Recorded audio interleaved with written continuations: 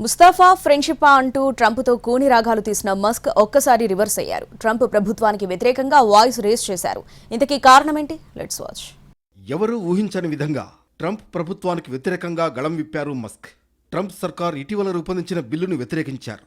దీంతో ప్రపంచ కుబేరుడు మస్క్కు ట్రంప్కు మధ్య స్నేహం చెడిందా అనే అనుమానాలు వ్యక్తమవుతున్నాయి. అమెరికా అధ్యక్ష ఎన్నికల్లో ట్రంప్కు పూర్తి మద్దతిచ్చారు మస్క్. ట్రంప్ విజయం కోసం కృషి చేశారు. దీంతో ప్రభుత్వం ఏర్పడగానే తన పాలకవర్గంలో మస్క్కు కీలక బాధ్యతలు అప్పగించారు Trump. Department of government efficiency శాఖ అధికారిగా మస్క్ను నియమించి ప్రత్యేక అధికారాలు కల్పించారు.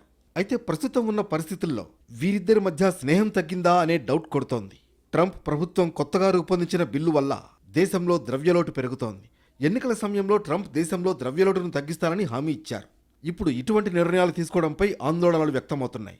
దీంతో ఎలాన్ మస్క్ ఈ బిల్లును వ్యతిరేకిస్తున్నట్లు తెలుస్తోంది. ట్రంప్ సర్కార్ తీసుకొచ్చిన ఈ బిల్లుకు అధిక బడ్జెట్ కేటాయించాల్సి వస్తూ ఉండడంతో మస్క్ దీన్ని వ్యతిరేకిస్తున్నారు.